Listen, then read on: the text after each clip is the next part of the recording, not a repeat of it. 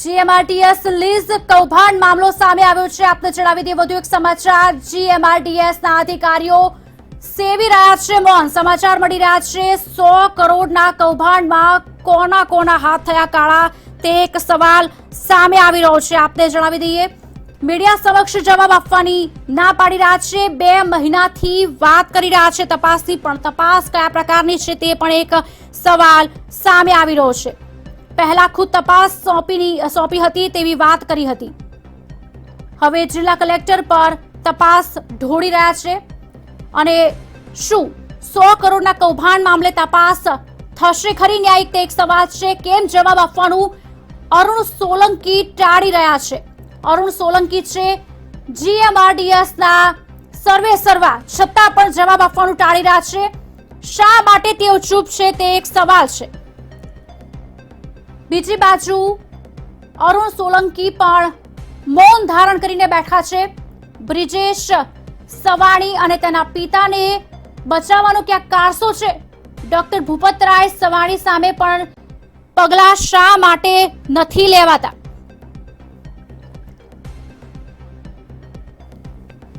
બ્રિજેશ સવાણી સામે થશે તપાસ કે બદલી થી સંતોષ મારવામાં આવશે તે એક સવાલ છે। બીજી બાજુ અરુણ સોલંકીનું પણ મૌન સામે આવી રહ્યું છે। એક મોટું કૌભાંડ અને હવે કયા પ્રકારના ન્યાયિક પગલાં લેવાશે તેની માંગ ઉઠી છે। બ્રિજેશ સવાણી અને તેના પિતાને બચાવવાનો ક્યાંક કારસો કરવામાં આવી રહ્યો છે। શા માટે, કોના કહેવાથી આ વાત ક્યાંક દબાવવાની આડમાં જોવા મળી રહી છે? શું સવાણી પિતા પુત્રને જીએમઆરડીએસના અધિકારીઓ છાવરી રહ્યા છે? ક્યાંક ભીનું સંકેલવાની કોશિશ કરવામાં આવી રહી છે જીએમઆરડીએસ લીઝ કૌભાંડ મામલે આ મોટા સમાચાર।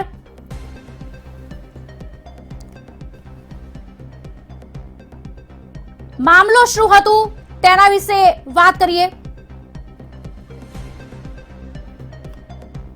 60 થી વધુ બ્લોકના આઈપીઓ અને હરાજીમાં કૌભાંડ થયો હતો, વાત સામે આવી છે। જીએમઆરડીએસના અધિકારીની મિલીભગત ક્યાંક જોવા મળી રહી હતી આ મામલામાં। જીએમઆરડીએસના અધિકારી બ્રિજેશ સવાણી પણ આમાં સામે આવ્યા છે। બ્રિજેશ સવાણીએ પિતાની બ્રિજેશ એન્ટરપ્રાઇઝ કંપનીને ફાયદો કરાવ્યો હતો। બ્રિજેશ સવાણી વિરુદ્ધ સીએમઓ સુધી પણ ફરિયાદ કરવામાં આવી હતી। સીએમઓએ 60 લીઝ મામલે તપાસના આદેશ પણ આપ્યા હતા। આપને જણાવી દઈએ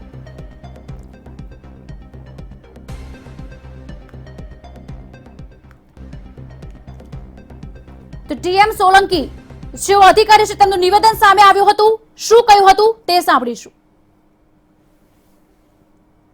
તો મને લાગે છે જે રજૂઆત છે એને જે મુદ્દો ઉપસ્થિત કર્યો છે બિલકુલ અમે એની ચકાસણી કરી રહ્યા છીએ અને એક્ઝામિન કરશું, લીગલી કરીશું, એડમિનિસ્ટ્રેટિવલી અમે કરીશું। તો જે કંઈ બિડિંગ પ્રોસેસ થાય છે ત્યાર પછી ઇવેલ્યુએશન, એને એલઓઆઈ આપવું, એને ગ્રાન્ટ કરવું એ જિલ્લા કક્ષાએ છે, પણ સમગ્ર રાજ્યની અંદર યુનિફોર્મલી થાય, એને ટેકનિકલ સપોર્ટ મળે અને એક ફેઝ વાઇઝ મેનરની અંદર યોગ્ય રીતે કામ ચાલે એટલા માટે હેડ ઓફિસ તરીકે અમારા લેવલથી એને સપોર્ટ કરીએ છીએ। તો હું માનું છું કે હાલના તબક્કે એ કોઈ બાબત પેલી નથી, તેમ છતાં પણ જે રજૂઆત છે એ ચકાસણી અમે કરી રહેલ છે અને દરમિયાન એના એક કર્મચારી જે છે એ અમારી પાસે કર્મચારી તરીકે છે અને એમના દ્વારા લેવામાં આવી છે એ પ્રકારની બાબત છે। તો એ અમારા સોસાયટીના કોન્ટ્રેક્ચ્યુઅલ જે આઉટસોર્સિંગ એજન્સી તરીકે કોન્ટ્રેક્ચ્યુઅલ છે એનું અસાઇનમેન્ટ પણ અલગ કામગીરી માટેનું છે અને સીધી રીતે કોઈ એવી બાબત બનતી નથી, તેમ છતાં પણ એ મુદ્દાને પણ અલગથી એ ચકાસણી કરી લેવામાં આવશે। તો તેમણે આ નિવેદન પહેલા સામે આવ્યું હતું, તેમના અલગ અલગ એક વાત પણ સામે આવી રહી છે। જ્યારે આ કૌભાંડ આચરવામાં આવ્યું છે, પિતા પુત્રને કોના શહેરથી બચાવવામાં આવી રહ્યા છે, શા માટે ભીલું સંકેલવાની કોશિશ કરવામાં આવી રહી છે તે એક મામલો સામે આવ્યો છે। સીએમઓને પણ આ વાતની ફરિયાદ પહોંચી હતી, પણ તપાસ આદેશ પણ સીએમઓ દ્વારા આપવામાં આવ્યા હતા, પણ કયા પ્રકારની તપાસ થઈ છે તે એક સવાલનો વિષય બન્યો છે। હાલમાં શા માટે કોઈ પગલાં ભરવામાં નથી આવતા?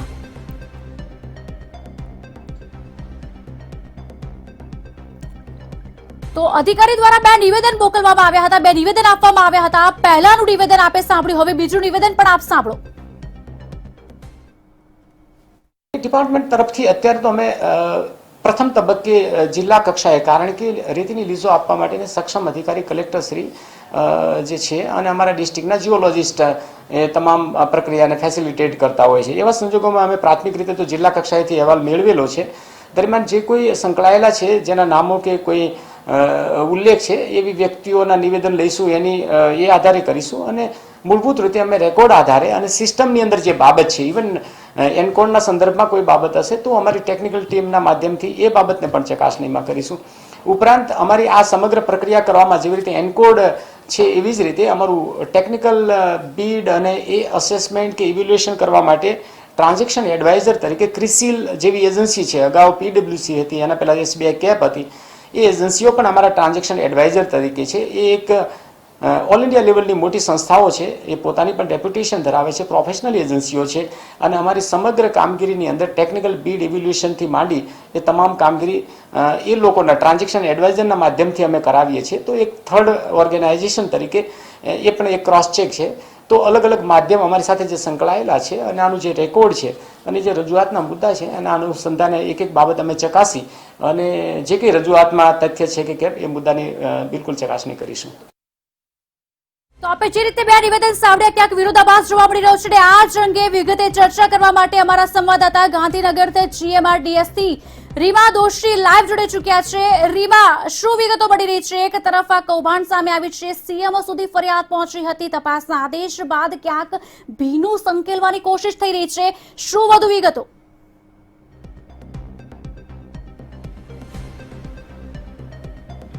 જી, ખાસ તો જો વાત કરવામાં આવે, જે પ્રકારની વાત છે, બ્રિજેસ એન્ટરપ્રાઇઝ કે જેના ઓનર છે ડૉક્ટર ભૂપતરાય સવાણી, કે જેઓ એક સરકારી ડૉક્ટર છે, અને તેમનો પુત્ર બ્રિજેશ સવાણી કે જેના નામ ઉપર જ આ કંપની ખોલવામાં આવી છે, તેમને લીઝ છે તે મોટા પાયે ક્યાંક એવું કહી શકાય કે તેમને લીઝોની લાણી કરવામાં આવી હોય તેવું એવું ખોટું નથી.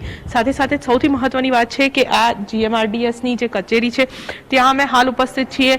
અધિકારીઓ છે તે અહીંયા જ બેસતા હોય છે. અરુણ સોલંકી, DM સોલંકી સહિતના તમામ અધિકારીઓ અહીંયા જ બેસે છે અને અહીંયાથી જ જે લીઝ જે છે તેની વહેંચણી ફાળવણી કરવામાં આવતી હોય છે. પરંતુ સૌથી મહત્વની વાત એ છે કે ગઈકાલે પણ જ્યારે અમે અહીંયા આવ્યા ત્યારે પણ એ જ વાત કરવામાં આવી કે સમગ્ર તપાસ છે તે જિલ્લા સ્તરે જિલ્લા કલેક્ટર દ્વારા કરવામાં આવશે. અને આ જ વાત છેલ્લા 2 મહિનાથી અરુણ સોલંકી અને DM સોલંકી સતત એક બાદ એક વાગોડી રહ્યા છે. તે કહેવું ખોટું નથી, કારણ કે એકની એક જ વાત છે તે છેલ્લા આટલા સમયથી કરવામાં આવી રહી છે. પરંતુ સૌથી મહત્વની વાત એ છે કે શા માટે આ અધિકારીઓ મૌન સેવી રહ્યા છે, શા માટે કંઈ કહેવાનું ટાળી રહ્યા છે.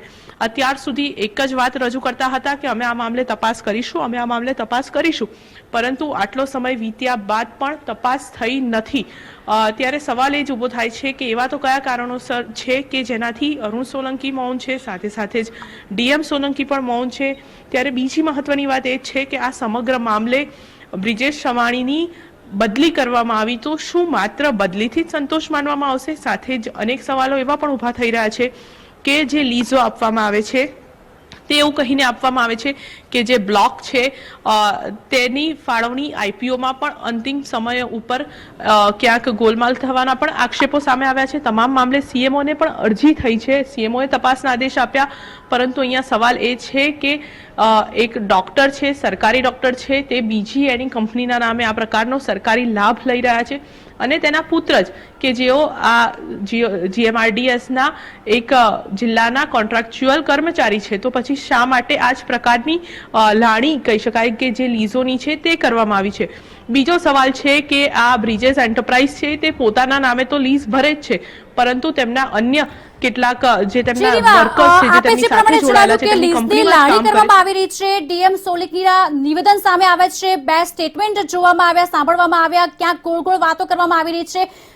આગળ અરુણ સોલંકી છે. અરુણ સોલંકી શા માટે મૌન અત્યારે સેવીને બેસી રહ્યા છે? કારણ કે 100 કરોડનું આ જે કૌભાંડ છે, કોણે કોણે હાથ કાળા કર્યા છે? ક્યાંક દાળમાં કાળું હોય તેવું રંધાયેલું હોય તેવું પણ દેખાઈ રહ્યું છે. રીમા,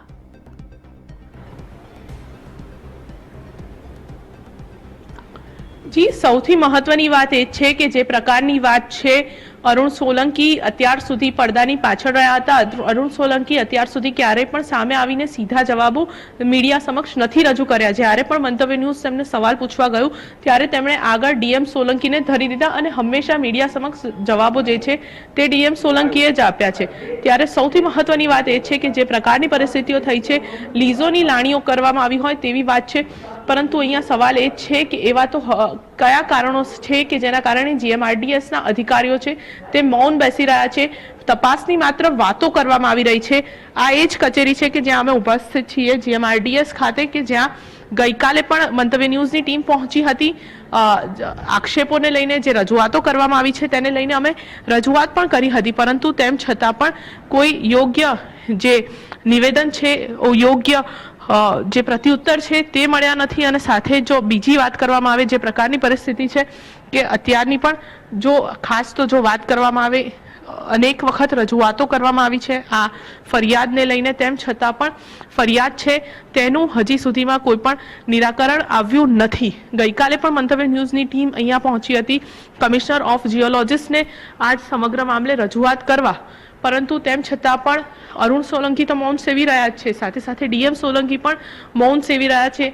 સાથે જ બીજી પણ એવી વાત છે કે તે લોકો આક્ષેપ છે તેને પણ ક્યાંક નકારી રહ્યા છે, પરંતુ બીજી વાત એવી પણ કરી રહ્યા છે કે સમગ્ર મામલે કલેક્ટર તપાસ કરશે. પરંતુ અહીંયા સવાલ એ છે કે ક્યાં સુધી માત્ર તપાસ થશેની વાતો થશે અને ક્યારે પેપર ઉપર કામ થશે. જે કૌભાંડ આચરવામાં આવ્યું છે, તે લોકોના બ્લોક છે તે કેન્સલ થશે કે કેમ, તે ખૂબ જ મોટો પ્રશ્ન છે. ખુશાલી, ચોક્કસ રીમા, સીએમઓ સુધી આ ફરિયાદ પહોંચી ચૂકી છે, જેને 2 મહિના થઈ ચૂક્યા છે. સીએમઓએ તપાસના આદેશ પણ આપી દીધા છે, પણ અધિકારીઓ દ્વારા તપાસના નામે ખાલી મીંડું જોવા મળી રહ્યું છે. શું લાગી રહ્યું છે આ તપાસને? જે સીએમઓનો જે ઓર્ડર છે તેને ક્યાંક અવગણી રહ્યા છે, તેને પણ આ અધિકારીઓ ઘોડીને પી ગયા છે, તેમને ગણકારતા નથી તેવું પણ લાગી રહ્યું છે.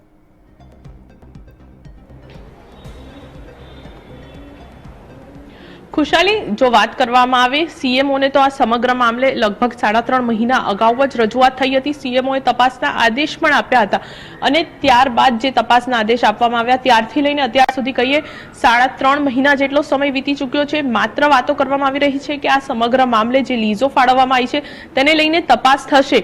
અગાઉ એવું કહેવાતું હતું કે અમે તપાસ સોંપીશું, પછી એવું કહેવામાં આવ્યું કે અમે તપાસ સોંપી છે, અને ગઈકાલે જ્યારે આવ્યા ત્યારે પણ એવું જ કહેવામાં આવ્યું કે આ તપાસ જે છે તે અમે નહીં પરંતુ જિલ્લા સ્તરે સ્થાનિક કલેક્ટરને સોંપવામાં આવી છે. કલેક્ટર તેનો રિપોર્ટ રજૂ કરશે, ત્યારબાદ અમે આ મામલે તપાસ હાથ ધરીશું. એટલે સમગ્ર મામલે અહીંયા વાત એ છે કે શું કોઈ મામલાની તપાસ કરવા માટે 3.5 મહિના જેટલો સમય લાગી શકે? જ્યારે પણ આ સરકારને તેના લક્ષી જ્યારે કોઈ વાત રજૂ કરવાની હોય, જ્યારે તેઓ સાચા હોય ત્યારે તે વાત રજૂ કરવાની હોય તો તેના પુરાવાઓ રજૂ કરવામાં વાર નથી લાગતી, તો પછી શા માટે ખોટા જે લોકો છે તેની સામે પુરાવાઓ રજૂ કરવામાં અંદાજે 3.5 મહિના જેટલો પણ સમય લાગી ચૂક્યો છે? સવાલો અહીંયા અનેક ઊભા થઈ રહ્યા છે કે શું આ સવાણી પિતા પુત્રની ઉપર હજુ પણ કેટલાય મોટા અધિકારીઓના હાથ છે? અહીંયા વાત તો માત્ર ડીએમ સોલંકી અને અરુણ સોલંકી સુધી સીમિત નથી રહેતી.